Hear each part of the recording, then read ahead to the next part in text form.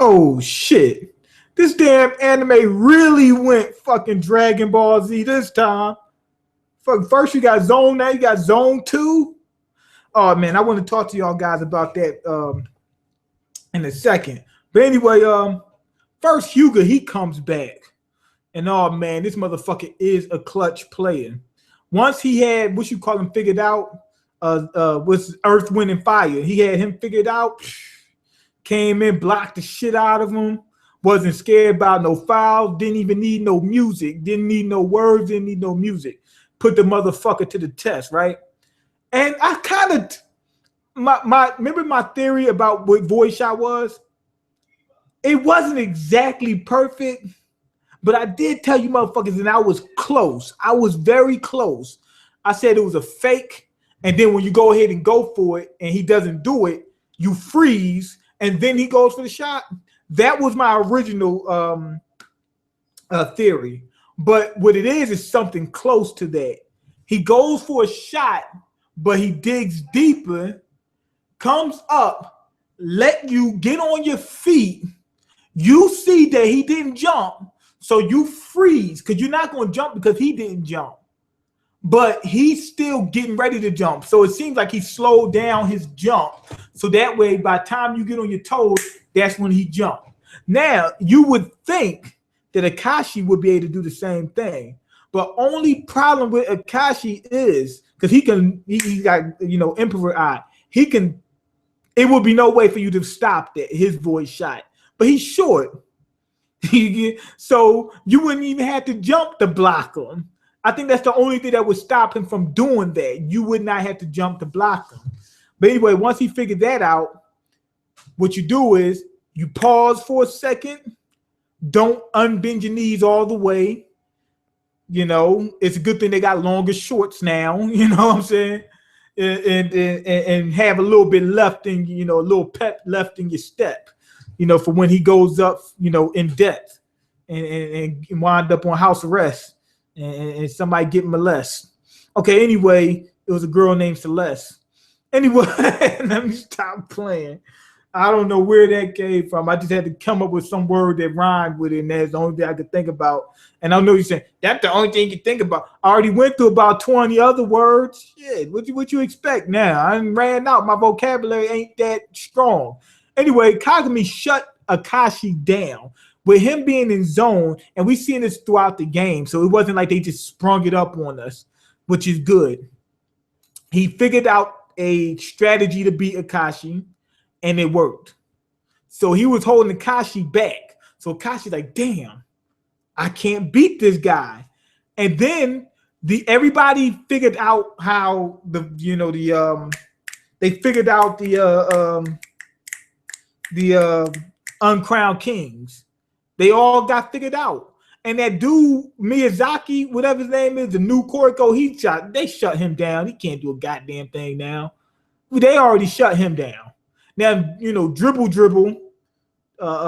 fast dribble, off the dribble, he got shut down, so they know the strategy to stop him. The big dude, he really didn't get shut down till just now. I mean, they forced him to play better and play his hardest, but he never really gave Tepe a lot until just now. Tepe, instead of using his strength, which I think was right, he would use his strength first and then use his speed. And that's when he finally was starting to be able to break this dude and break him up. Hyuga shut down 3-point jumper, Earth, Wind, and Fire. He shut him down. So now they were climbing back. They went up 10 points. Then they revealed, they go to a flashback, of course. Akashi said that there may come a time, maybe, when I might need to use zone. He said, I've been in the zone before. Now, we've seen this before. Never so heavy as now. But anyway, he said, I've been in the zone before. He said that he noticed, and this guy is studious, because he's always picking up other people's stuff and being able to, what he did with Kuroko. He didn't give that style to Kuroko. He seen Kuroko do it, copied the shit, figured out how it worked, and gave it to somebody else. But anyway, he seen that Kagami was able to force that gate open the floodgates like it was heroin or something like that, and just get doped up on this zone shit. Like zone is the new drug. It's like weed. It's legal now. For Kagami, it's legal. Like Kagami's in Denver right now. So Akashi was trying to figure out how he can do it. So he says, I need to figure out a way. He had 3 of the uncrowned kings play against him. He beat all 3 of them. Now, this is what I think happened. Damn it. I think what it is, Akashi has a superiority complex. He's got to feel better than you. He's been saying that since day one. I'm rich, you're poor. You're broke, I'm not. I'm smart, you're dumb. I got emperor, you don't. That type of deal. He's been saying this since day one. So you already know what that is. So I believe how his zone works, how he forced it open is, and he always has to win, meaning you always have to lose. You're worse than him. He's better than you. That's what he's saying. So when he had to play against 3 people, he cannot let them win. Period. So when he's put in a situation where he has to win, and he's competitive. This motherfucker is a competitive beast. The only way he could win against the uncrowned kings, he can't do it on his own. In normal mode, is with zone. So that's what unlocks his zone, his competitiveness and his superiority. He's got to be better than you. That's what his family taught him. Remember, that's what his dad said. You got to get A+ on every fucking thing, otherwise you give basketball up. Basketball is something he likes. Remember, you can't go in the zone unless you like it. Not only that, I already knew it before because he said they never seen Akashi go in the zone before. He did it, but they never seen him.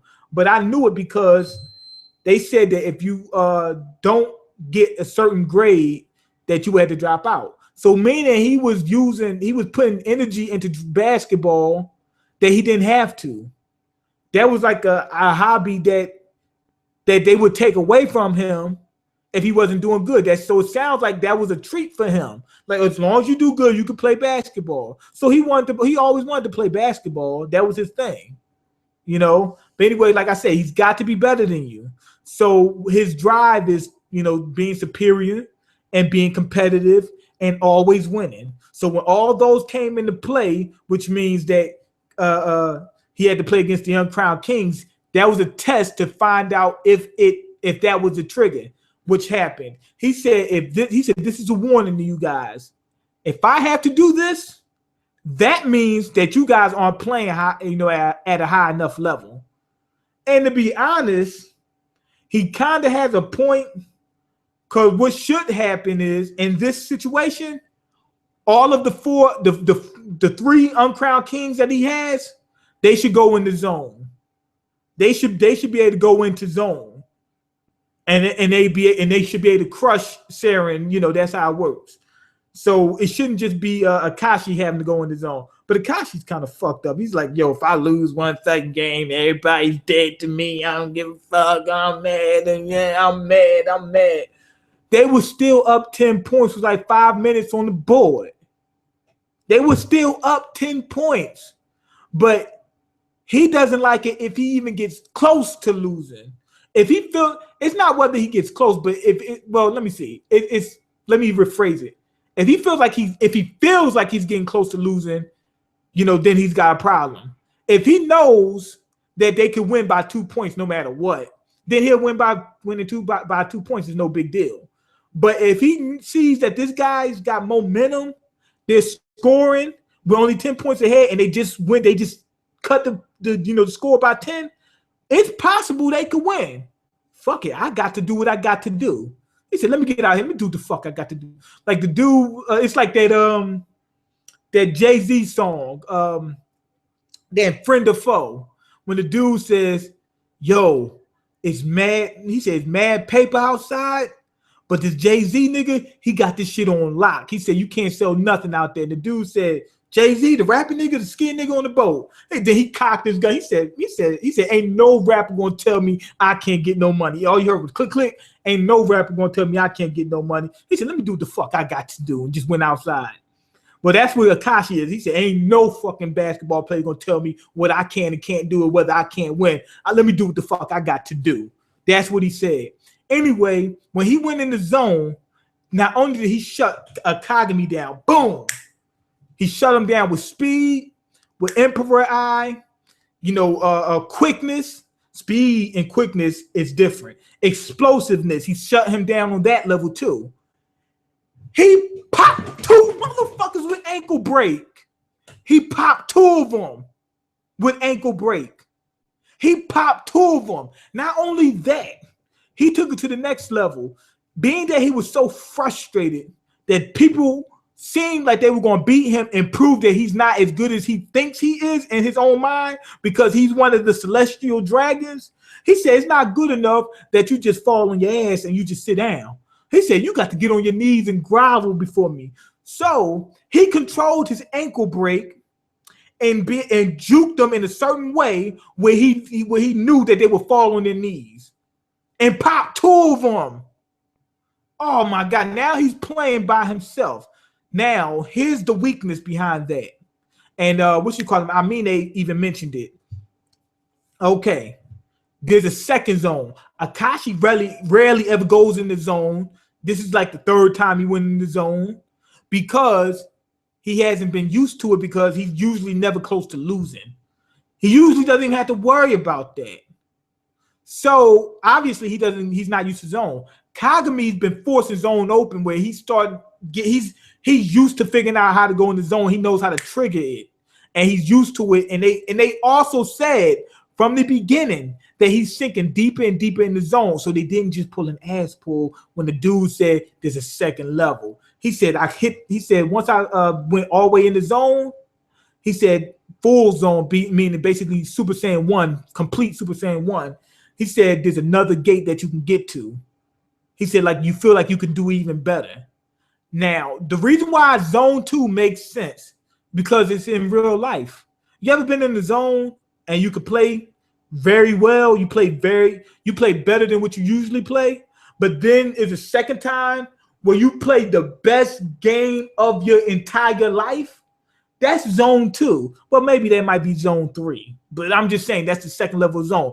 For instance, Kobe, I think, scored 70 points on his own in the game or something. I think it was 70 points. That's zone. That's zone. That's full zone. Wilt Chamberlain scored 100 points in a single game. That's Zone 2. When you just play the best game of your life, that's Zone 2 right there. So I was like, okay, that makes sense. Kagami's been getting used to zone. He's been sinking deeper in the zone. He finally hit his limit, and they didn't just ass pull. They've been foreshadowing this before. And now, if he can break through that gate, he can get to Zone 2. I don't know the requirements for getting into Zone 2. I don't know. He said there's a gatekeeper, meaning that it's harder. Remember, the first gate is just it's unguarded. You just got to figure out how to open it. The second one is the guy, I guess, that's in front of the gate. They say he's a shadowy figure, something like that. Obviously, this is metaphorical. He's speaking metaphorically. So it could be yourself challenging yourself to play at a higher level, or it could be just it could just be a different person for each different person. It could just be a mental construct that you had to get past, or a mental block that you had to get past in order to get to that next step. Now, if he can get to Zone 2 and play the best game of his life, he should be able to at least shut down Akashi. Now, here's what I was saying about the weakness. Akashi's playing by himself.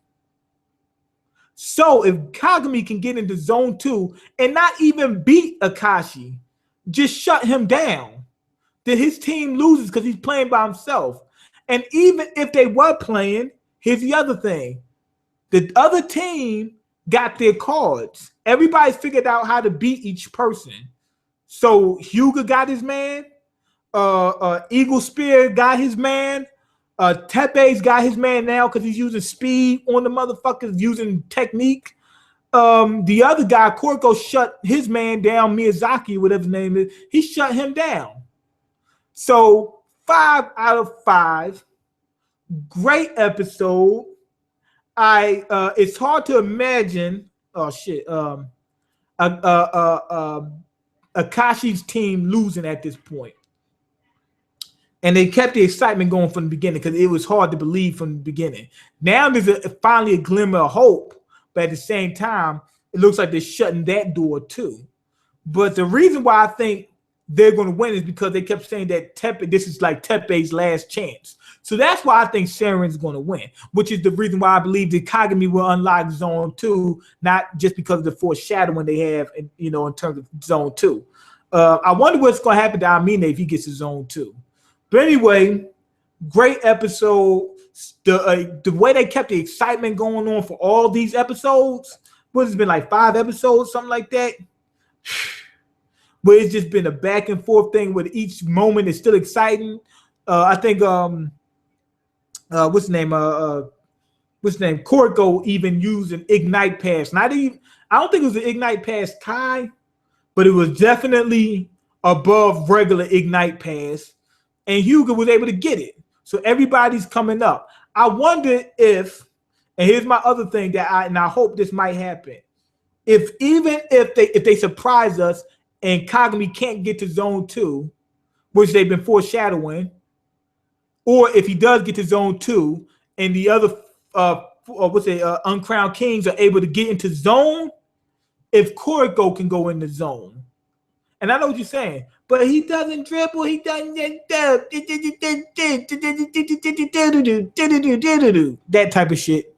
Whatever the reason, I want to see what his style of play, this Phantom style, and this whole misdirection thing could do in the zone. Like what would happen? I'm pretty sure it might be something like as powerful as what's it called? Misdirection overflow. I'm thinking it's just as powerful, but I would want to know exactly how it would work.